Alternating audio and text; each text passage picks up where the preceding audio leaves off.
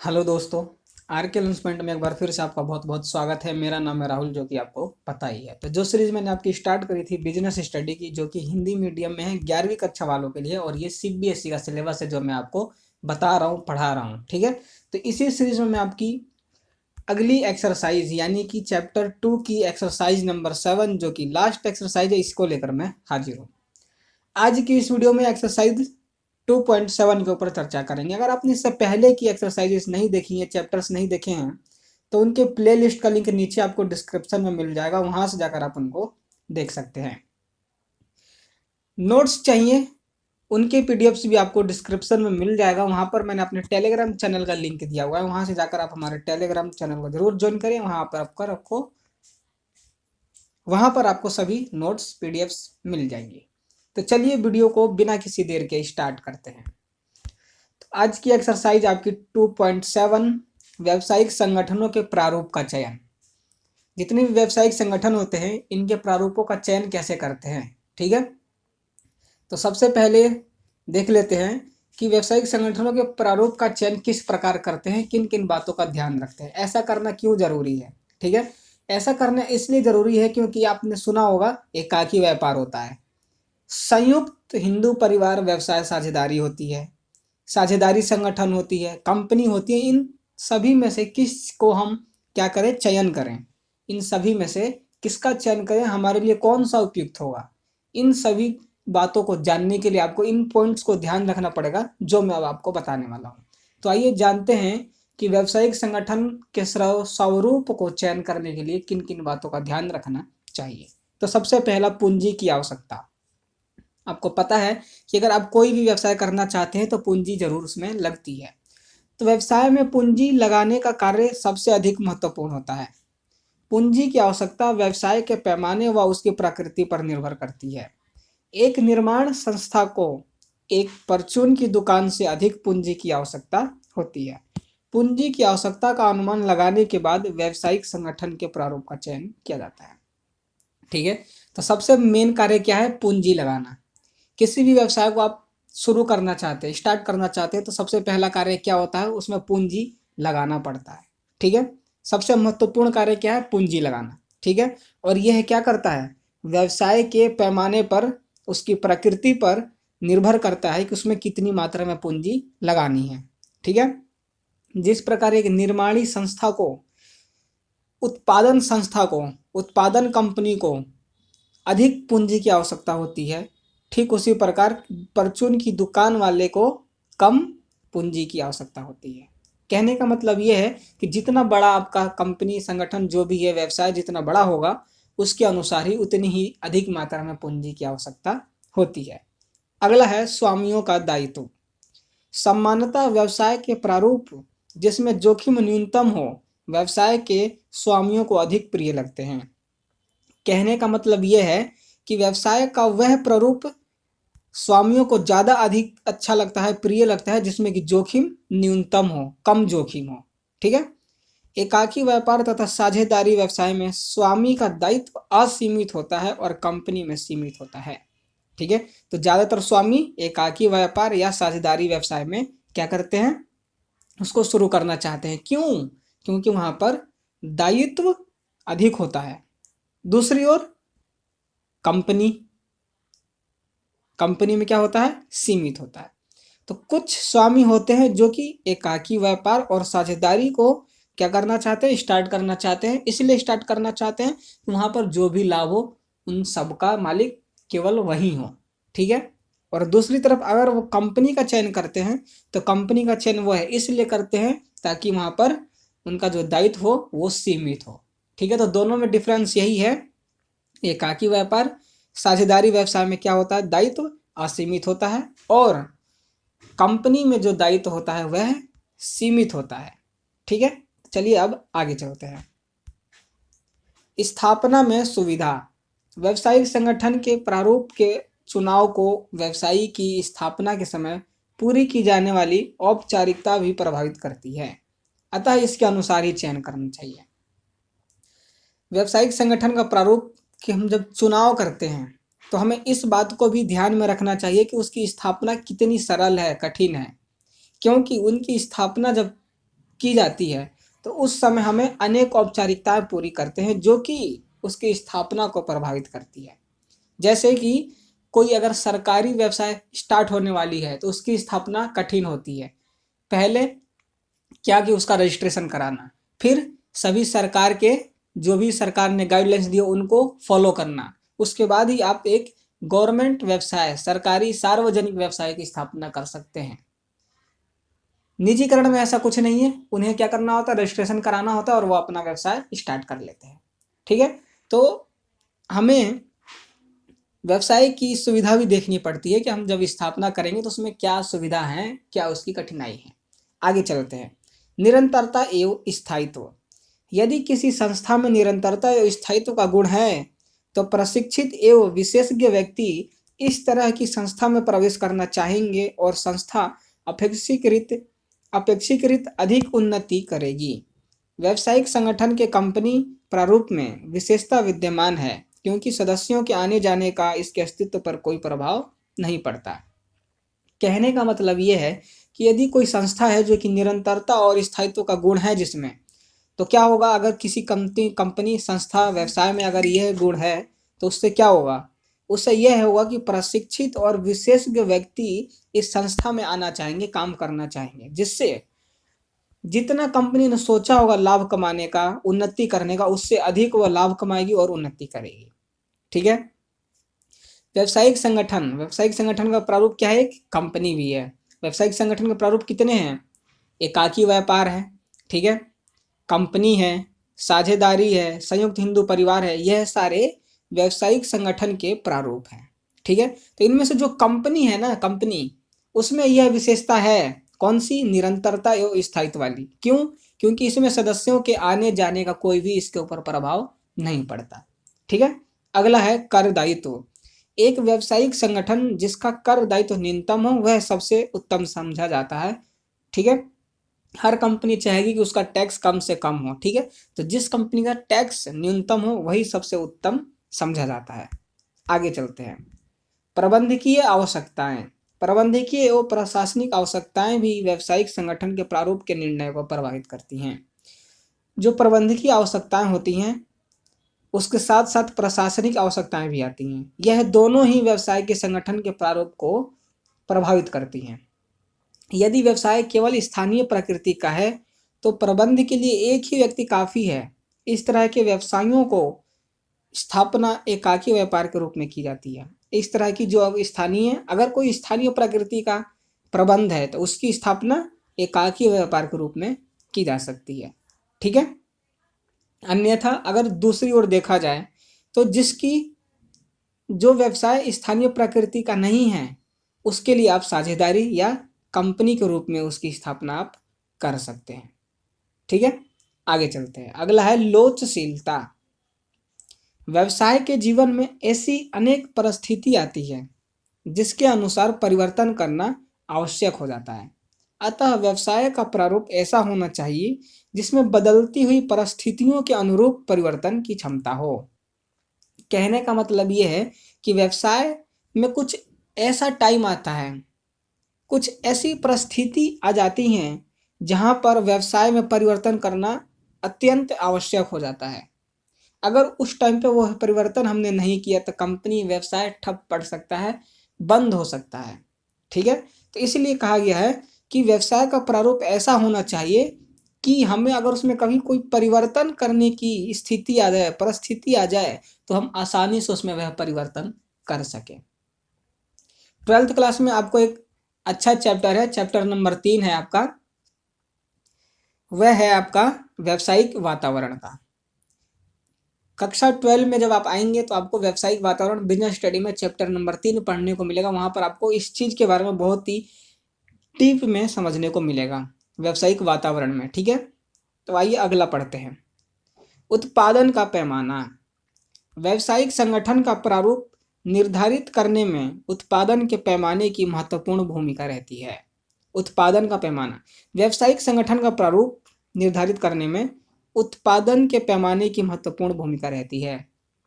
अगर आप किसी भी व्यावसायिक संगठन के प्रारूप को निर्धारित कर रहे हैं तो उसमें सबसे महत्वपूर्ण बात क्या रहेगी कि उसका उत्पादन पैमाना क्या है, कितना वो उत्पादन करती है, ठीक है। उसी के आधार पर हम क्या करेंगे, व्यावसायिक संगठन के प्रारूप का निर्धारण करेंगे। अगर आपको बहुत ही बड़ी मात्रा में उत्पादन करनी है तो उसके लिए आपको कंपनी की स्थापना करनी पड़ेगी। अगर कम करनी है तो एकाकी से भी काम चल सकता है, एकाकी व्यापार और साझेदारी से है। तो इस तरीके से हम कह सकते हैं कि किसी भी व्यावसायिक संगठन के प्रारूप को निर्धारित करने में उत्पादन का पैमाना क्या करता है, महत्वपूर्ण भूमिका निभाता है। अगला है वैधानिकता। आर्थिक दृष्टि से उपयोगी होने के साथ साथ वैधानिक दृष्टि से भी उपयुक्त होना चाहिए। एक व्यवसाय सुचारू रूप से तभी चलाया जा सकता है जब उससे संबंधित विधान एवं नियम बने हों।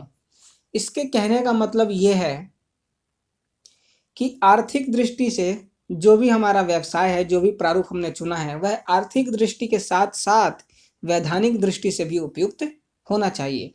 और किसी भी व्यवसाय को हम सुचारू रूप से मतलब अच्छे तरीके से चलाने के लिए तभी चला सकते हैं जब उससे संबंधित हमने विधान और नियम बना रखे हों।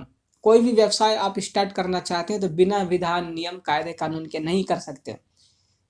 अगर आपने नियम नहीं बनाया तो आपके कर्मचारी काम नहीं करेंगे सही से, जिससे हानि की स्थिति आ सकती है। इसलिए हर एक व्यवसाय को, हर एक संगठन को सुचारू रूप से चलाने के लिए यह जरूरी है कि उसके विधान, नियम बनाए जाएं, ठीक है।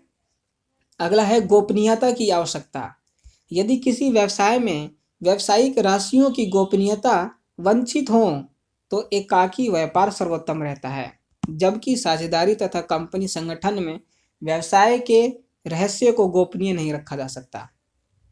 कहने का मतलब यह है कि अगर आप अपने व्यवसाय से संबंधित रहस्यों को गोपनीय रखना चाहते हैं, अपने तक सीमित रखना चाहते हैं, तो उसके लिए आपको एकाकी व्यापार शुरू करना चाहिए, बिना किसी संकेत के, किसी भी बिना मतलब बिना कंफ्यूज हुए आपको एकाकी व्यापार स्टार्ट कर देना चाहिए। क्योंकि एकाकी व्यापार ही एक ऐसा प्रारूप है जिसमें आपकी कंपनी के सभी रहस्य आप तक ही सीमित होते हैं। इसके अलावा जो साझेदारी है और संगठन है, उन सभी में गोपनीयता का अभाव होता है। आप अपनी कंपनी की बात खुद तक सीमित नहीं रख सकते। अगला है सरकारी नियंत्रण। सरकारी नियंत्रण से मुक्ति चाहने वाले व्यवसाय के रूप में एकाकी स्वामित्व वाला व्यवसाय ही उत्तम रहता है। साझेदारी में भी बहुत कम सरकारी हस्तक्षेप होता है, जबकि कंपनी संगठन को कड़े सरकारी हस्तक्षेप का सामना करना पड़ता है। कहने का मतलब ये है कि जब भी आप व्यावसायिक संगठन के प्रारूप का चयन कर रहे हो, निर्धारित कर रहे हो, तो सरकारी नियंत्रण देखना पड़ता है कि कौन सा प्रारूप चयन करें जिससे कि हमारे ऊपर सरकारी नियंत्रण कम रहे, ठीक है। जैसा कि इसमें बताया गया है कि अगर आप सरकारी नियंत्रण नहीं चाहते कि आप सरकार के नियमों के अनुसार चलें, आप यह नहीं चाहते कि आपके ऊपर सरकार का नियंत्रण हो, तो उसके लिए आपको एकाकी स्वामित्व वाला यानी कि एकाकी व्यापार स्टार्ट कर देना चाहिए, यही उत्तम है। क्योंकि साझेदारी में भी बहुत कम मात्रा में सरकारी नियंत्रण होता है और कंपनी में तो बहुत ही अत्यधिक, सबसे ज़्यादा जो सरकारी नियंत्रण होता है वो आपको कंपनी में देखने को मिलेगा, ठीक है। तो आइए, ये हमने यहाँ पर क्या देखे, यहाँ पर हमने व्यावसायिक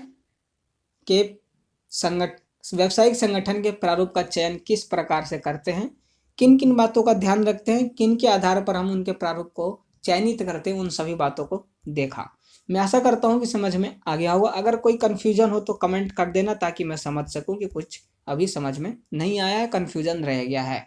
और तुरंत मेरे से अपने कन्फ्यूजन का सोल्यूशन चाहते हैं तो हमारे टेलीग्राम चैनल को जरूर ज्वाइन कर लें, वहाँ पर आप मेरे से लाइव जुड़ सकते हैं।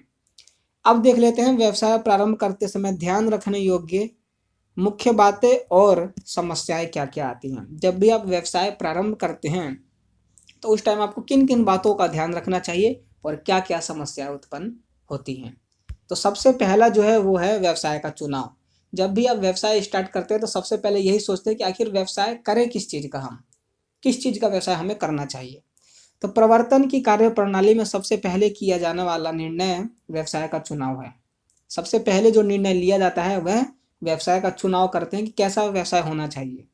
व्यवसाय का चुनाव बहुत ही सोच विचार करके करने की आवश्यकता है। मतलब जब भी आप व्यवसाय का चुनाव करें तो बहुत ही सोच समझ कर करें। एक बार व्यवसाय आरंभ कर देने के बाद उसे बंद करना अथवा बदलना हानिकारक भी है और कठिन भी है, ठीक है। अगर आपने व्यवसाय स्टार्ट कर दिया तो आप उसके बाद चाहें कि अब व्यवसाय को बंद करें या उसे बदलें, तो यह बहुत ही कठिन कार्य है। ठीक है, कठिन तो है ही, लेकिन कभी कभार लाभ नहीं होता, हानि होता है। कभी कभार तो ऐसा होता है कि अगर आप उसको चेंज करते हैं तो आपको लाभ हो सकता है, लेकिन ज़्यादातर कंडीशन में आपको हानि ही मिलती है। ठीक है, अगला है व्यवसाय का पैमाना।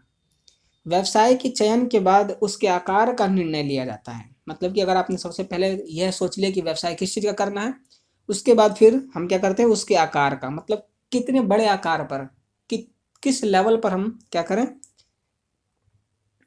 उसका मतलब किस लेवल पर हमने उसका वो करना है, उसका पैमाना क्या हुआ, किस लेवल पर हमने व्यापार करना है। ठीक है, तो व्यवसाय का आकार इतना बड़ा होना चाहिए ताकि प्रति इकाई औसतन उत्पादन लागत न्यूनतम हो। कहने का मतलब ये है कि जो आप उत्पादन करेंगे वो किस लेवल पर करेंगे। ठीक है, वह व्यवसाय का आकार इतना बड़ा होना चाहिए कि प्रति इकाई औसतन उत्पादन न्यूनतम हो, मतलब कि कम से कम लागत पर उत्पादन हो सके, किया जा सके। इसका अभिप्राय यह है कि उद्यमी को एक अनुकूलतम इकाई की स्थापना करनी चाहिए।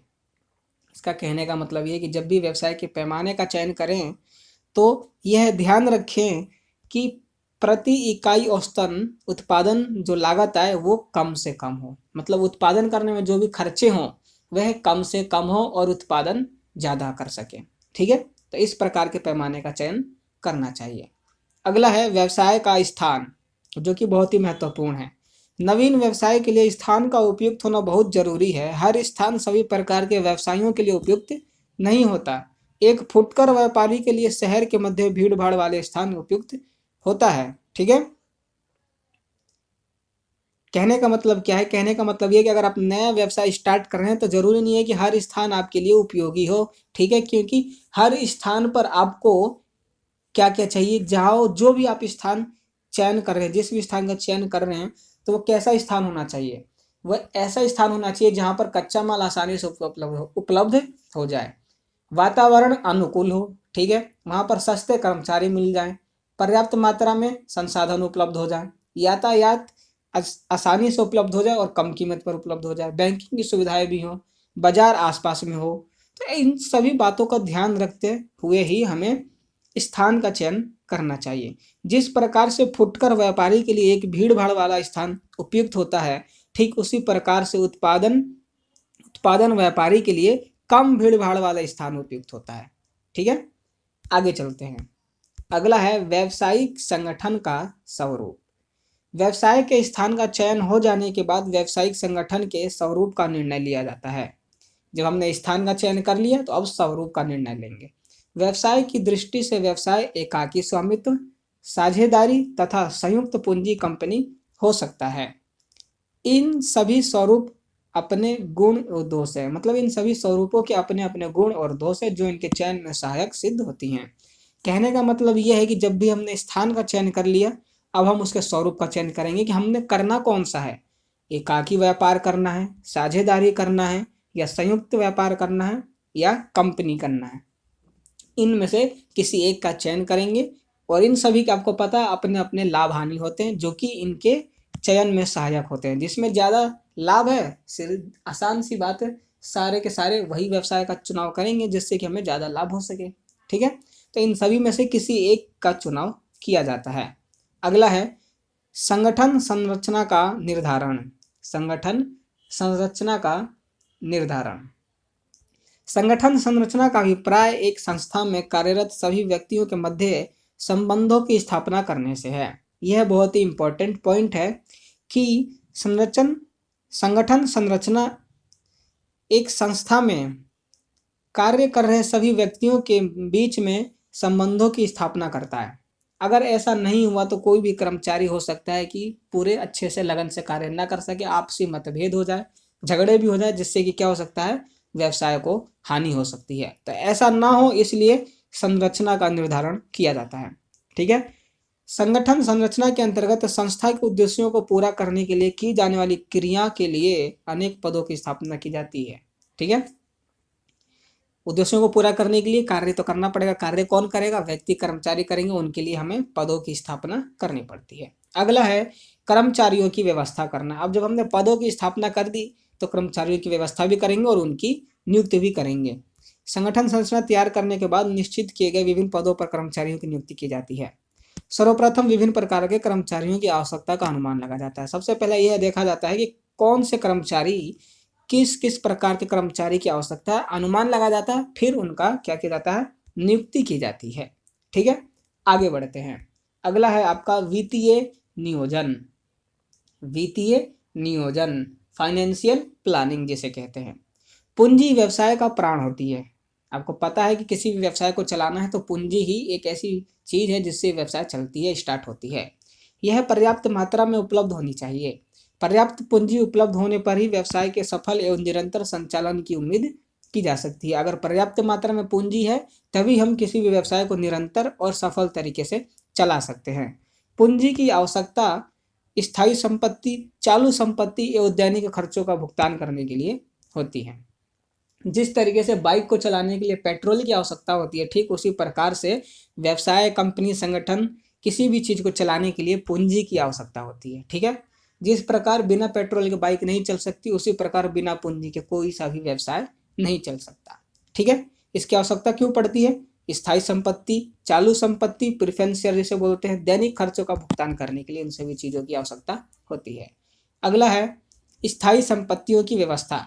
अब हमने चाहिए तो सही पूंजी की व्यवस्था करनी है, करेंगे कैसे, अब वो देखेंगे। यहाँ पर पूंजी की व्यवस्था हो जाने के बाद भूमि, भवन, प्लांट, मशीनरी आदि स्थायी संपत्तियों को क्रय करने की व्यवस्था की जाती है। आपको पता है स्थायी संपत्ति में क्या क्या चीजें आती हैं? क्या क्या चीजें आती हैं? भूमि, भवन, सबसे पहले जगह कहाँ पर व्यवसाय चालू करना है उसके लिए, फिर उसका भवन बनाना, उसके बाद उसमें मशीन लगाना, प्लांट लगाना, ये सारी चीजें क्या है आपकी स्थायी संपत्तियों में आती है। और इसका क्या किया जाता है? क्रय करने की व्यवस्था की जाती है। कब की जाती है? वित्तीय नियोजन के बाद। सबसे पहले फाइनेंशियल प्लानिंग की जाती है, उसके बाद इन सभी चीजों को खरीदा जाता है, इसकी क्या की जाती है? व्यवस्था की जाती है। स्थायी संपत्तियों की मात्रा व्यवसाय के आकार व प्रकृति पर निर्भर करती है। ठीक है, स्थायी संपत्ति कितनी होंगी, कितनी मात्रा में होंगी, वह किस पर क्या करती है? निर्भर करती है व्यवसाय के आकार और प्रकृति पर। व्यवसाय का आकार जितना बड़ा उतना ही ज्यादा स्थायी संपत्ति, उसकी प्रकृति जितनी बड़ी, जितने ज्यादा प्रोडक्शन करेगी वो, उतना ही अधिक स्थायी संपत्तियों की आवश्यकता होगी। अगला है संयंत्र की स्थापना। मशीनरी व अन्य उपकरणों की व्यवस्था कर लेने के बाद उन्हें कारखाने भवन में लगाने की बारी आती है। जब आपने सभी उपकरणों की व्यवस्था कर ली तब उसके बाद आपको कारखाने में उसको लगाने की बारी आती है। आपने खरीदा तो मशीनरी लगाएंगे भी। ठीक है, कारखाने के अंदर मशीनरी व अन्य उपकरणों को उचित स्थान पर लगाया जाना चाहिए। इसकी स्थापना इस प्रकार होनी चाहिए ताकि कम से कम स्थान घेरा जाए। कहने का मतलब ये है, जब आपने स्थायी संपत्ति खरीद लिए, क्रय कर लिए, उनकी व्यवस्था कर ली, तो अब उनको सभी को उनके स्थान पर फिक्स करने की बारी आती है, संयंत्रों की स्थापना करने की बारी आती है। जो भी आपने उपकरण खरीदे उन सभी को फिक्स करना उनके स्थान पर ताकि उनसे प्रोडक्शन किया जा सके। और इन सभी की स्थापना करते समय हमें मुख्य बातों का ध्यान रखना चाहिए। कौन कौन सी हैं? जैसे कि उन सभी उपकरणों की स्थापना इस तरीके से किया जाए ताकि कम से कम स्थानों को घेरा जा सके। ठीक है, कम से कम स्थान घिरे। अगर उनमें कभी कोई डिफेक्ट आ जाता है तो इतना स्थान, इतना जगह होना चाहिए कि वहां पर जाकर उनमें बदलाव किया जा सके। आसपास इतना जगह रहना चाहिए कि कर्मचारी उसके ऊपर अच्छे से काम कर सके बिना किसी कठिनाई के। ठीक है, तो इन सभी चीजों का ध्यान रखते हुए कंपनी के अंदर क्या किया जाता है? उपकरणों की स्थापना की जाती है। ठीक है, लास्ट है जो कि व्यवसाय का आरंभ करना। ये सारी चीजें कर ली, अब इसके बाद आप अपने व्यवसाय का आरंभ कर सकते हैं। उपरोक्त प्रक्रिया पूरी कर लेने के बाद व्यवसाय आरंभ करने की बारी आती है। उत्पादन के साधनों की व्यवस्था हो जाने, संगठनात्मक ढांचा तैयार हो जाने तथा सभी पदों का कर्मचारियों एवं श्रमिकों को नियुक्त कर लेने के बाद उत्पादन की स्थिति में आ जाती है। कहने का मतलब यह है कि जब आपने सभी साधनों की व्यवस्था कर ली, संगठनात्मक ढांचे तैयार कर लिए, कर्मचारियों की नियुक्ति कर ली, तो अब इसके बाद आप वहां पर उत्पादन कर सकते हैं। ठीक है, यहाँ पर विज्ञापन करके लोगों को बाजार में शीघ्र ही उपलब्ध होने वाले एक उत्पाद के गुणों की जानकारी दी जाती है। कहने का मतलब यह है कि जब सब कुछ हो गया, अब हमने व्यवसाय भी आरंभ कर दिया, तो अब हम पब्लिक को बताएंगे कि आखिरकार हम यहाँ पर उत्पादन करने वाले क्या हैं, ऐसी क्या नई चीज़ है जो हम प्रोडक्ट करने वाले, जो प्रोडक्ट हम लेकर आएंगे मार्केट में, उस प्रोडक्ट के बारे में मार्केट को जानकारी दिया जाता है विज्ञापन के माध्यम से। विज्ञापन के माध्यम से उस प्रोडक्ट के बारे में लोगों को बताया जाता है। मार्केट में जो प्रोडक्ट आने वाला है, कब तक आ जाएगा, उसमें क्या क्या क्वालिटी होगी, और भी बहुत बहुत सारी चीज़ें होती हैं जो कि उसमें बताई जाती हैं, जिससे लोग क्या करते हैं, उसकी ओर आकर्षित होते हैं और उसका वेट करते हैं, इंतजार करते हैं कि यह प्रोडक्ट मार्केट में कब आएगा। तो इस तरीके से हम व्यवसाय का आरंभ कर सकते हैं और इन बातों का हमें मुख्य ध्यान रखना पड़ता है। क्या क्या समस्याएं आती है वो भी मैंने बताई। तो मैं आशा करता हूँ कि यहाँ पर अब आपको कोई भी कन्फ्यूजन नहीं रह गया होगा। प्रारूपों का चयन करते समय किन किन बातों का ध्यान रखना चाहिए, व्यवसाय प्रारंभ करते समय किन किन बातों का ध्यान रखना चाहिए, वो सभी बातें मैंने आपको यहाँ पर बताई। एक्सरसाइज ज़्यादा बड़ी नहीं थी, इसलिए जल्दी समाप्त हुई। मैं आशा करता हूँ कि समझ में आ गया होगा। अगर कोई भी कन्फ्यूजन रह गया हो तो कमेंट कर देना, ठीक है, ताकि मुझे पता चल सके कोई समस्या है। अन्यथा हमारे टेलीग्राम चैनल को ज्वाइन कर लेना, वहाँ पर आप अपने कन्फ्यूजन्स का सॉल्यूशन इंस्टेंटली पा सकते हैं और सभी नोट्स के पीडीएफ्स भी आपको टेलीग्राम चैनल पर मिल जाएंगे, इसलिए टेलीग्राम चैनल जरूर ज्वाइन कर लेना। तो अभी तक बस इतना ही। अगर अभी तक आपने हमारे चैनल को सब्सक्राइब नहीं किया तो सब्सक्राइब करके नोटिफिकेशन बेल को ऑल पर जरूर सेट कर लेना, ताकि आने वाली वीडियोस के नोटिफिकेशन से मिस ना रहना पड़े। कमेंट कर देना जो भी समस्या हो, और वीडियो अच्छी लगी हो तो लाइक जरूर कर देना और अपने दोस्तों के साथ भी शेयर करना जो कि बिजनेस स्टडी को हिंदी में पढ़ना चाहते हैं। तो आज की वीडियो में बस इतना ही। बहुत जल्द मैं आपके नेक्स्ट चैप्टर के साथ किसी अगली वीडियो में मिलूंगा। तब तक के लिए गुड बाय। जय हिंद, जय भारत।